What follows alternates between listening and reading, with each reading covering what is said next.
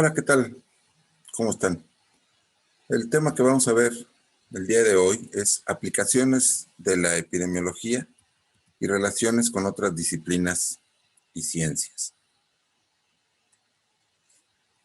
Bueno, es una presentación, espero, bastante corta, donde vamos a hablar de algunas de las aplicaciones que tiene la epidemiología, como la causalidad, la historia natural, la descripción del estado de salud de las poblaciones, la aplicación de medidas de prevención y control de enfermedades, la planificación y la evaluación de los servicios de salud, y CELOAS son los servicios de salud, análisis de riesgo y vigilancia e investigación epidemiológica, pero vamos a desglosarlas estas brevemente. Son temas que vamos a ver, de hecho algunas son unidades. La siguiente unidad que vamos a ver justamente es historia natural. Después vamos a hablar del estado de salud, etcétera. Varias de ellas son de las unidades que vamos a ver en esta asignatura. Y bueno, ahorita mencionaremos brevemente en qué consiste. Quizás de las primeras aplicaciones que se tienen es la determinación de la causalidad. Originalmente, una vez que ya se comenzó a establecer un método científico para la identificación de la posible causa de las enfermedades, pues el primer modelo que se tuvo fue el modelo basado en los postulados de Koch, que después fueron ya modificados por Henle y ahora conocemos como postulados de Koch-Henle. No lo vamos a ver con detalle, puesto que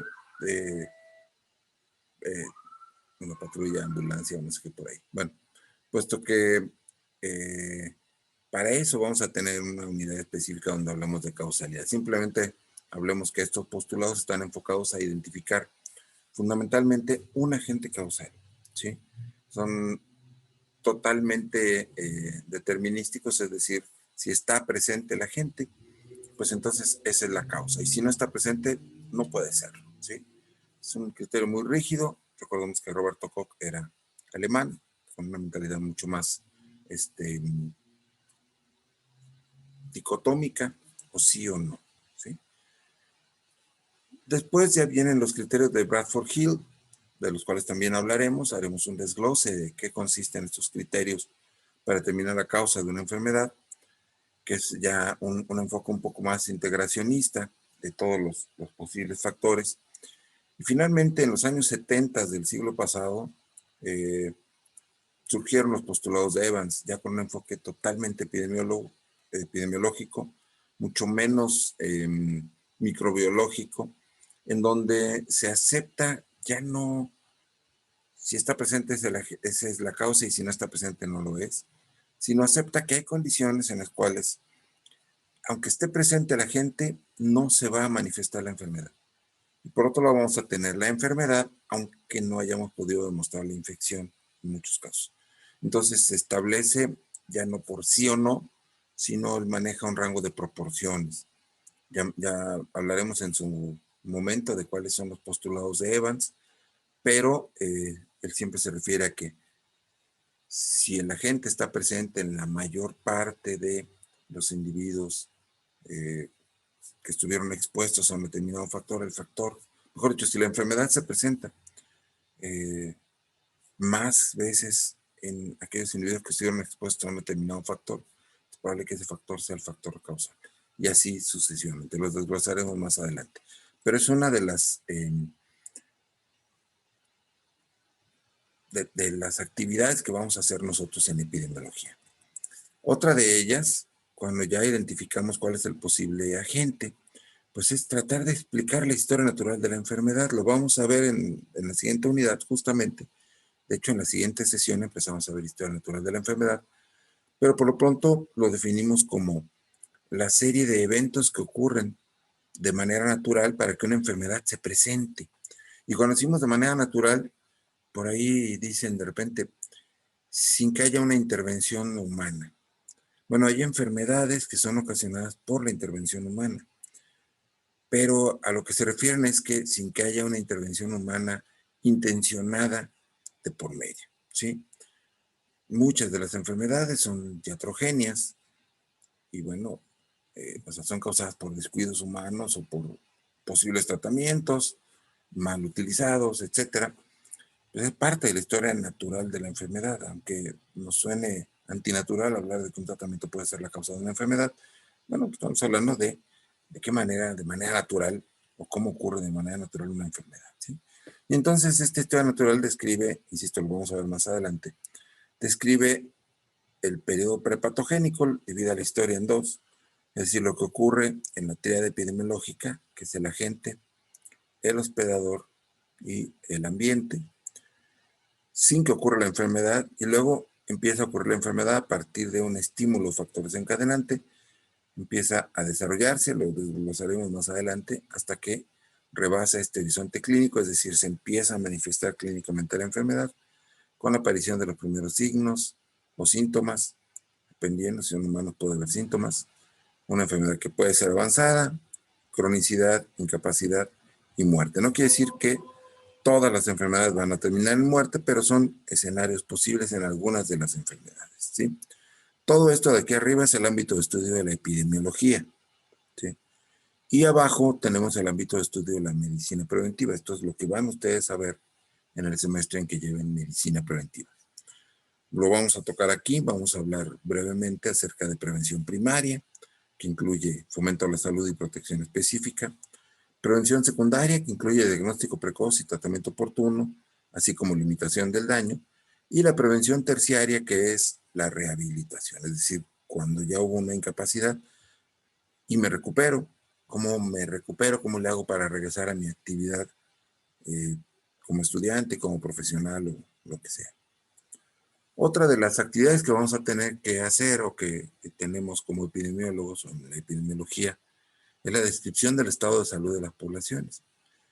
Y podemos determinar la carga de la enfermedad o la presencia de la enfermedad, detectar tendencias en la incidencia o prevalencia de las enfermedades, es decir, si una enfermedad va a la alza, si va a la baja, si ya se estableció una cierta ciclicidad, identificar cambios en los patrones de una enfermedad que de pronto quizás normalmente tenía un cierto nivel y ahora está incrementándose, así como sus posibles consecuencias. O sea, ¿qué pasa cuando esta presentación de la enfermedad es más intensa, con mayor número de casos, en un periodo corto, más corto de lo habitual de tiempo, o en una zona que no se había presentado, etcétera? Si cuando hay algún cambio en los patrones, o que son enfermedades que de pronto encontramos normalmente en ciertos grupos poblacionales y ahora vemos que están presentando en otros grupos poblacionales.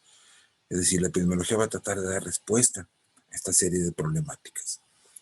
Identificar grupos de riesgo en la población humana o animal, dependiendo del tipo de epidemiología que estemos haciendo, pero saber quiénes son los individuos que tienen más riesgo de infectar. ¿Para qué? Bueno, lo veíamos atrás en la historia natural de la enfermedad, para poder intervenir, ¿sí? Entonces, para ver qué podemos hacer, en qué punto podemos incidir para tratar de disminuir el riesgo hacia los individuos que lo tienen de manera más elevada. Determinar también el estado de salud, la magnitud de la capacidad o de la discapacidad, o sea, qué tanto los individuos afectados pueden seguir llevando a cabo su función zootécnica o su actividad, dependiendo si son animales o son humanos, o qué tanto no pueden hacerla, qué tanto baja su producción, o se alarga el intervalo entre partos, qué sé yo.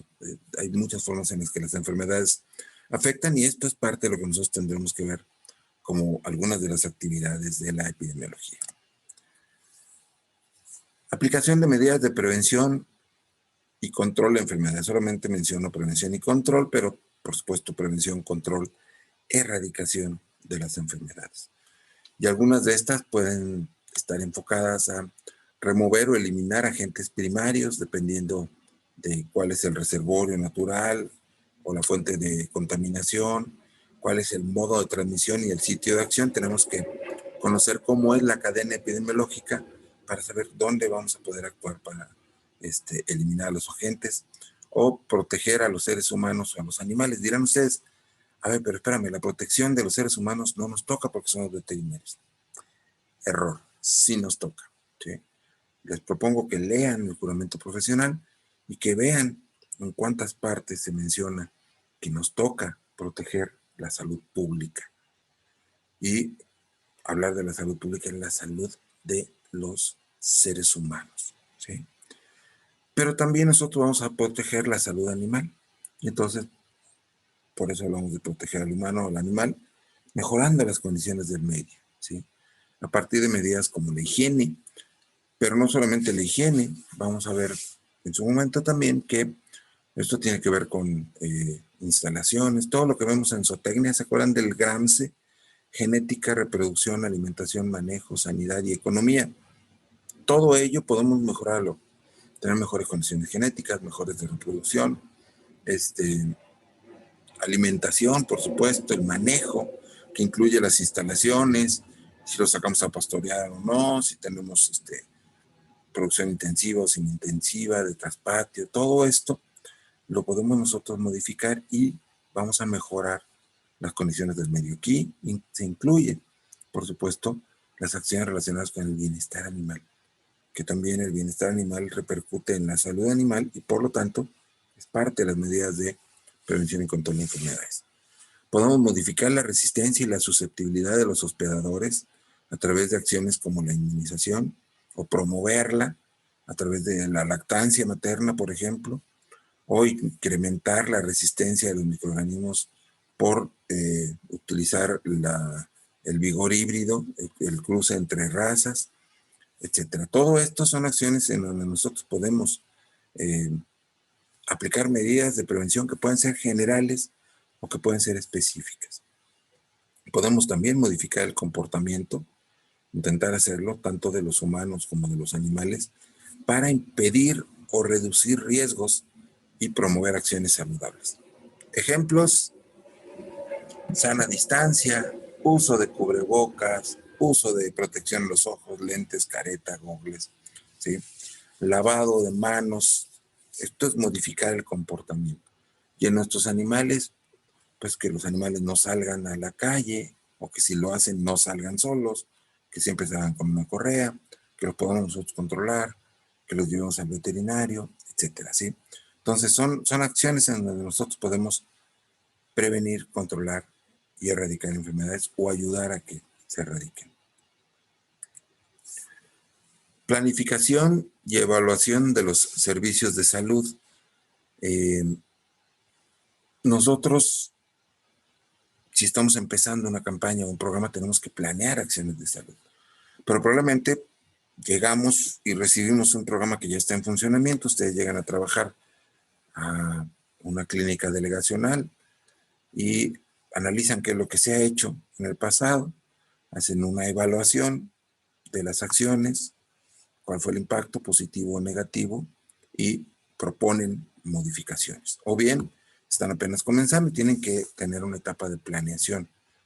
Todo esto lo van a ver extensamente en medicina preventiva porque tienen elaboración de programas de salud, pero es parte también de las acciones que hacemos en epidemiología. Identificar los riesgos para la salud de la comunidad, tanto humana como animal, y esta identificación de riesgos nos va a permitir controlarlos. Conocer la eficacia de las intervenciones, y aquí esto tiene que ver con lo primero que mencionamos, de planificación y evaluación de los servicios de salud, para conocer la eficacia de acciones de intervención como la vacunación, la despoblación, las cuarentenas, la sentinelización, el uso de animales centinelas, segregación, lotificación, todas las acciones que nosotros vayamos a hacer para disminuir los riesgos. Bueno, hay que evaluar si realmente están o no funcionando. Y por esa razón tendremos que hacer evaluación de la eficacia y de la eficiencia de las intervenciones que se hayan propuesto o que nosotros hayamos realizado. Análisis de riesgo. Análisis de riesgo lo ponemos separado porque es todo un tema, lo vamos a ver como una unidad.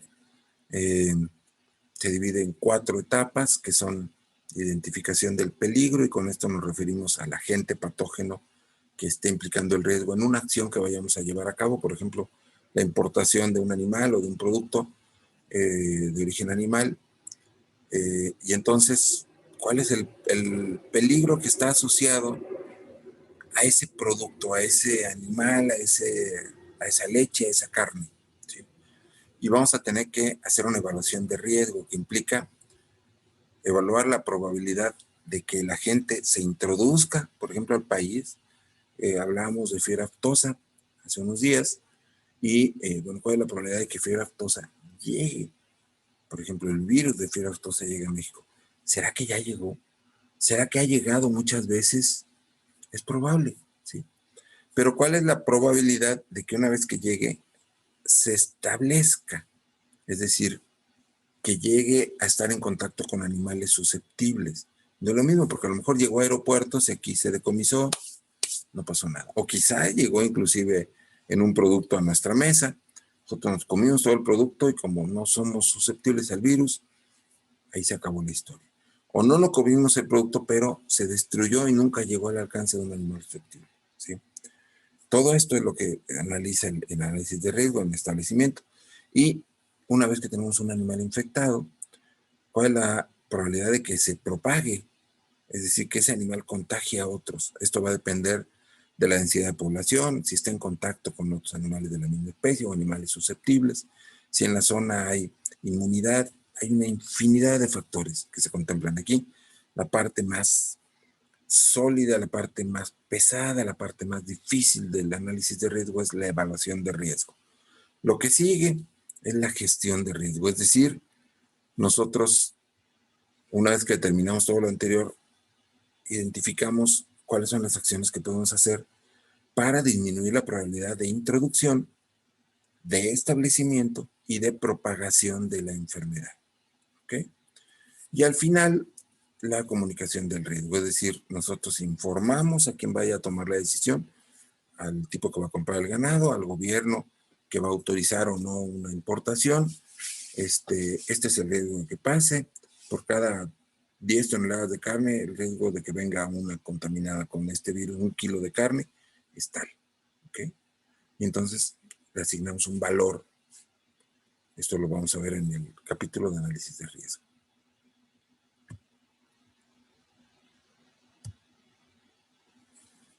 La vigilancia y la investigación epidemiológica es otra de las aplicaciones. Conocemos básicamente dos tipos de vigilancia epidemiológica, que es la vigilancia epidemiológica pasiva, que se refiere a abrir una ventanilla para la notificación. Nosotros tenemos en nuestro país un listado de enfermedades de notificación obligatoria, se publica en el Diario Oficial de la Federación. ¿Cuáles son las enfermedades que tenemos que notificar? Y están clasificadas en 3 grupos. Las del primer grupo son enfermedades exóticas, es decir, que nosotros consideramos no tener y que por lo tanto son de notificación obligatoria inmediata. En el momento en que tengamos la sospecha de una de estas enfermedades, tenemos que notificar. Hay un artículo específico de la Ley Federal de Salud Animal que nos dice que tenemos que notificar. El segundo grupo son enfermedades también de alto impacto económico en salud pública o en salud animal, pero que son endémicas, es decir, que sí tenemos, pero para las que hay campañas o que son tan importantes que nos interesa mucho que haya una notificación oportuna para poderlas detectar y para que no se diseminen. Probablemente tengamos zonas libres dentro de nuestro propio país, ¿sí? Y bueno, también informar cambios en la mortalidad e informar también a nivel central cada gobierno. Esto lo propone la OIE. La OIE es la Organización Mundial de la Salud Animal. Conserva las siglas del nombre que tuvo durante muchos años, que era la Oficina Internacional de Epizootias. El concepto epizotia ya no se usa, no lo pongan, por favor, es epidemia.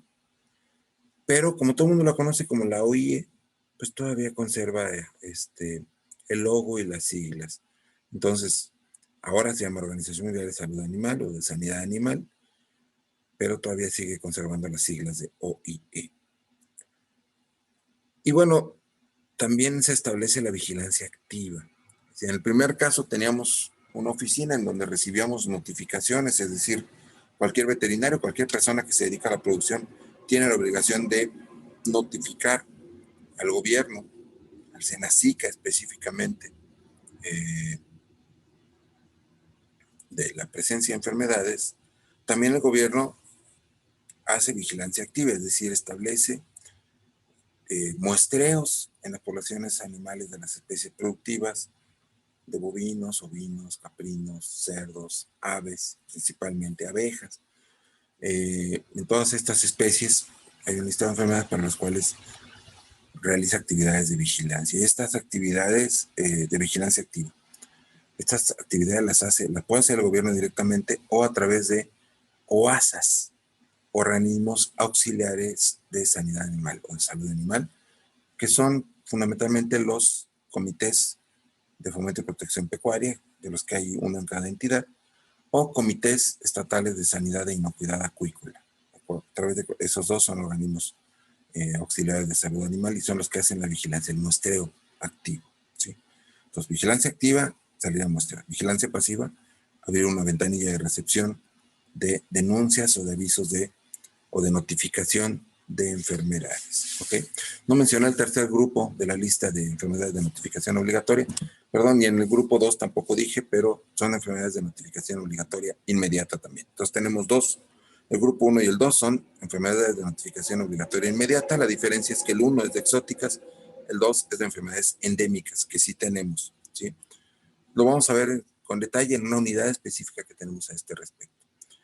Y en el tercer grupo tenemos enfermedades que son de importancia, no tanta, pero también son importantes desde el punto de vista económico, salud pública o salud animal, y que se tienen que notificar no de manera inmediata, sino en un lapso de 30 días, a más tardar. Ok. Bueno, estas son algunas de las acciones, entonces, también actividades que hacemos en epidemiología. Y creo que esta es la última de actividades. Y bueno, ¿cuál es la relación que tiene la epidemiología con otras ciencias? Pues básicamente con todas las ciencias, ¿sí? Pero hay algunas con las que tenemos un poquito más. Parasitología, tenemos que conocer los ciclos biológicos y la dinámica de los parásitos. ¿Por qué señalamos parasitología? Bueno, por supuesto también microbiología, ¿sí?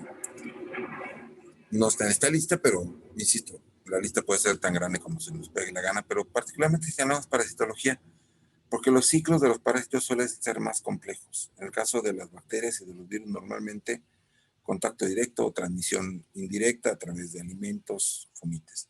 Pero en el caso de los parásitos puede haber hospedadores intermediarios, puede haber más de uno, porque de repente se desarrolla en uno larva 1, en otro larva 2, en otro larva 3, etc. Hay ciclos que son extraordinariamente complejos. Y necesitamos conocerlos, porque quizá nosotros queremos controlar el problema en solo una parte de la población, pero tenemos que hacerlo de manera integral en todos los individuos que están afectados. Por eso es importante conocer los ciclos biológicos y la dinámica de los parásitos.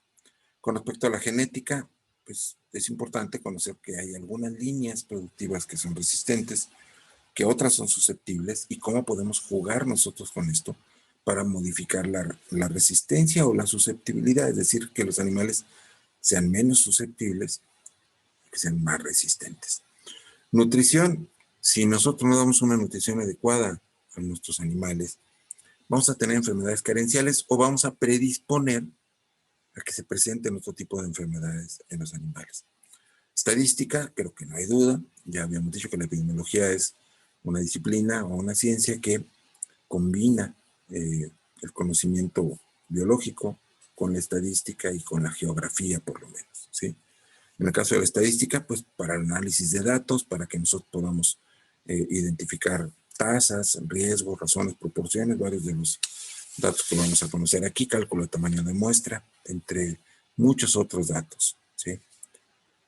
Me acuerdo ahorita que andan dando lata por ahí mis gatos, que según yo le puse pausa al video anterior y hasta que lo subí me di cuenta que no. Lo vi completo y dije, rayos, ya lo subí, bueno, ya ni modo. En fin, son introspecciones en voz alta.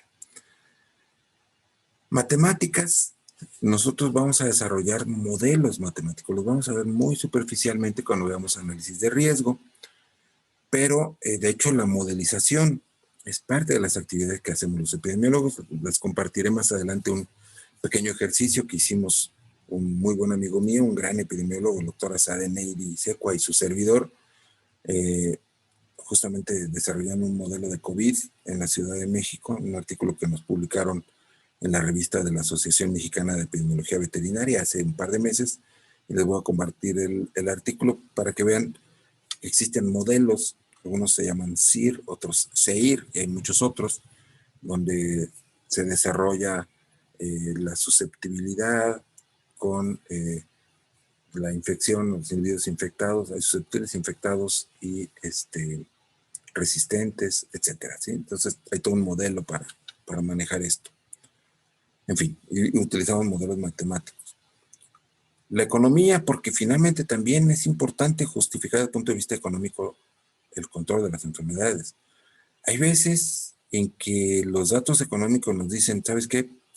Te conviene más aprender a convivir con la enfermedad porque lo que estás haciendo te cuesta muy caro. Y eso a lo mejor les suena familiar.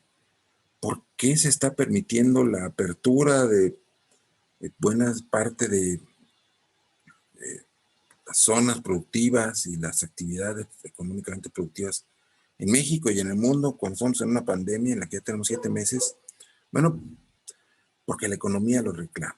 Entonces, mucha gente dice, sí, no me voy a morir de COVID, pero me voy a morir de hambre, ¿no? Han quebrado negocios, personas se han quedado sin trabajo, las fuentes de empleo están escasas. Entonces, hay que ver, a veces la economía tiene que ir por delante de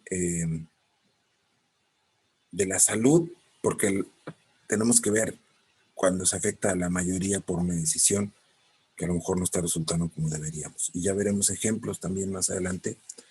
En uno, por mencionarles rápido uno, en un estudio que hicimos de brucelosis, no me acuerdo si, no se los he comentado en este grupo, perdón, a veces me hago bolas.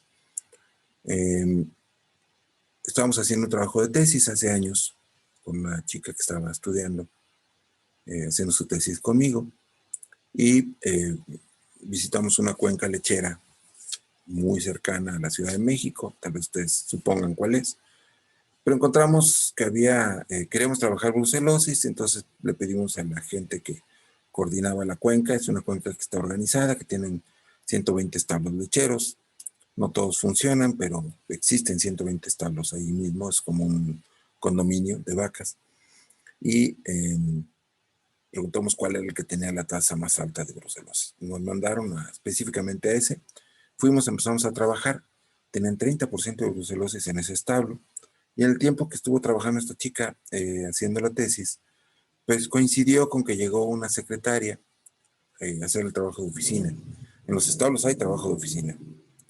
¿Qué trabajo? Bueno, pues registrar a todos los animales que llegan, a las actividades que o las acciones que se les aplican, inseminación, vacunación, desparasitación, no sé, lo que sea, ¿no? Destete, secado, inicio de lactancia, producción, hay mucha información, que ahora todo se registra en computadoras, pero que le estoy hablando de hace 25 o 26 años, pues se registraba en fichas.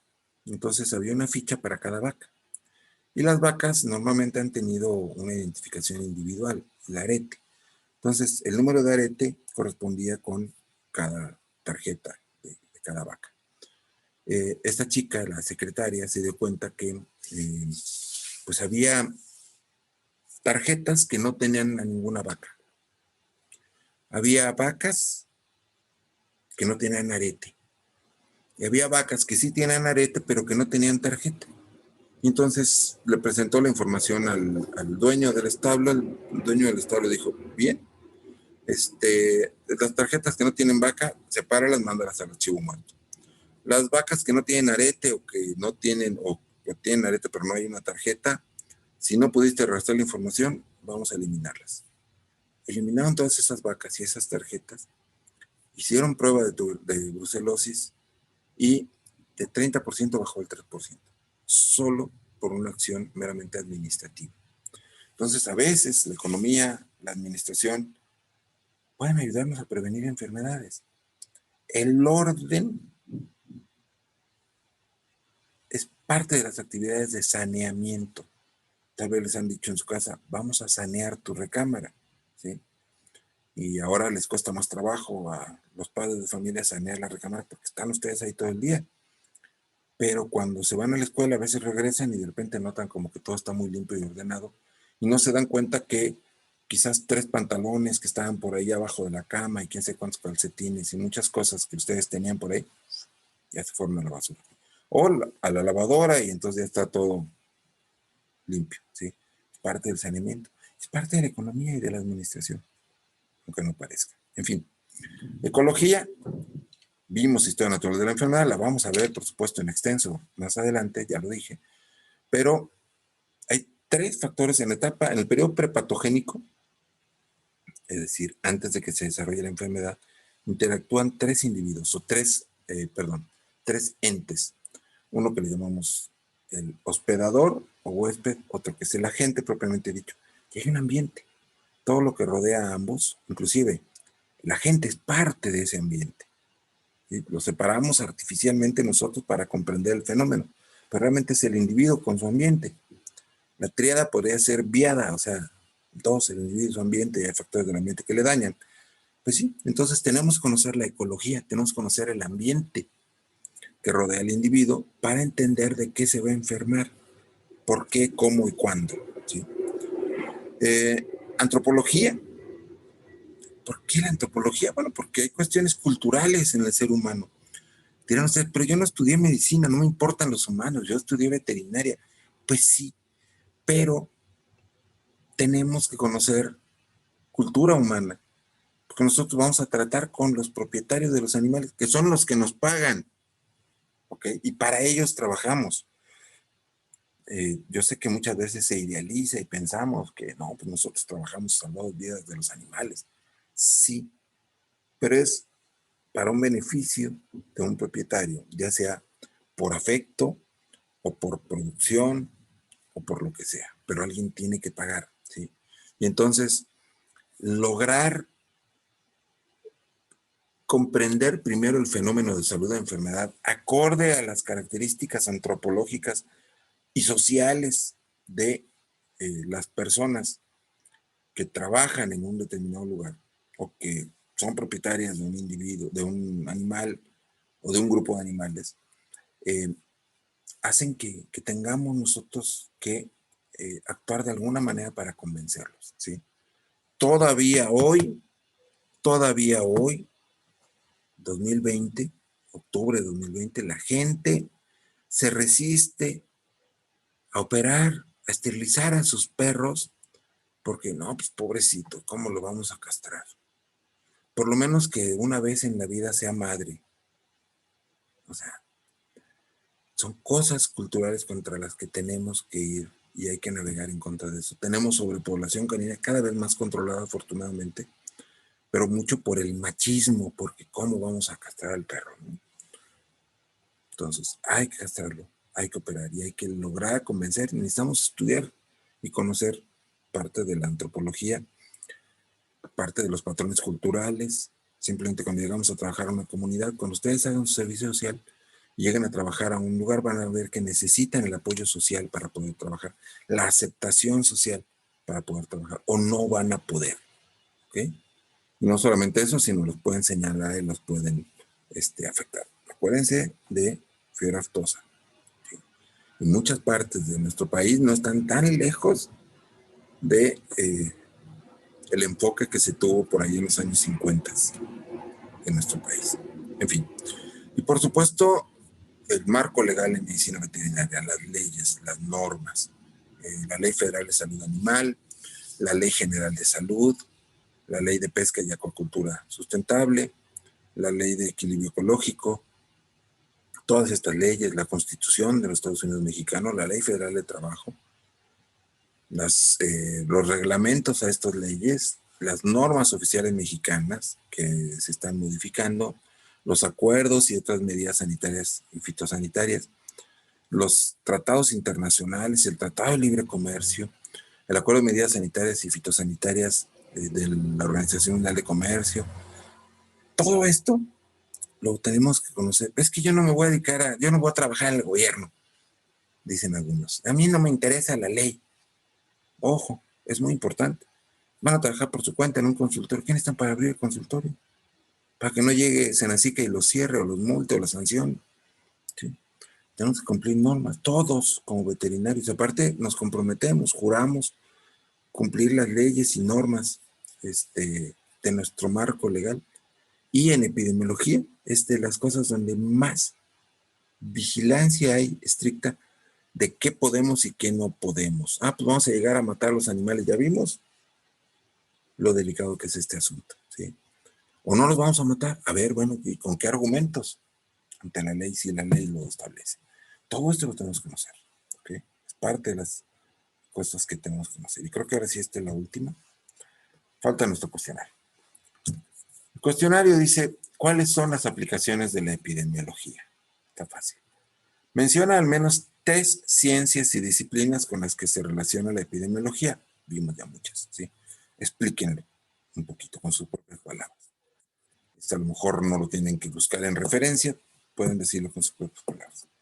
Igual esta última que dice, bueno, por supuesto, si en referencia se encuentra en otra asociación con otra disciplina, adelante, ¿sí? Pero esta última es muy importante, me interesa mucho. O sea, tiene que ver mucho con una pregunta que ya les había hecho, pero se las estoy planteando ahora de otra forma. Ahora que ya vimos esto, las relaciones que tiene con otras disciplinas. Y también que vemos a qué corresponden las actividades en epidemiología. ¿Qué relación tiene la epidemiología con la actividad a la que tú, específicamente, de manera personal, te quieres dedicar cuando termines la carrera de médico veterinario zootecnista? Esto es importantísimo, ¿ok? Y bueno, estas son las preguntas. Muchas gracias por su atención. Mis correos los dejo simplemente por aclaraciones y dudas, pero prefiero que por la plataforma, porque ahí los veo. Si hay alguna pregunta o duda que no me estuviera llegando, insistan un poquito, por favor. Acuérdense, las tareas las tienen que subir. Es que ya están los de altas y bajas, por ejemplo, bienvenidos a personas que entraron en altas y bajas. Vayan haciendo las actividades una a una, pero vean las completas y en el orden en que las pongo. Se ponen, se les comparto, les digo, ven el video, terminen de verlo, ven el cuestionario, les comparto también alguna información adicional. Esta información adicional les puede servir para apoyar o simplemente para complementar un tema. Y hacen el cuestionario a mano. Espero que hayan visto la primera presentación. Le toman captura, bueno, lo escriben en su cuaderno con referencias y con su nombre, no olviden ponerle el nombre. Le toman la captura, ya sea que lo escaneen o que le tomen o las fotografías que requieran y lo suben allí mismo en donde está la actividad, ¿sí? Esto va haciendo un pequeño archivo de todo lo que ustedes vayan subiendo y es al final como podemos llevar su contabilidad de todas las tareas, ¿ok? Bueno, muchas gracias, nos vemos el próximo jueves, espero, de CONASA. Me están preguntando qué onda porque todavía no llegan las constancias. Se tarda CONASA en regresar las constancias. Entreguen esa tarea cuando tengan la constancia, por favor. Yo sé que ya la hicieron, está bien, pero cuando tengan la constancia ya toman la captura y me ponen ahí su comentario, ¿sí? Bueno, muchas gracias. Nos vemos el próximo jueves.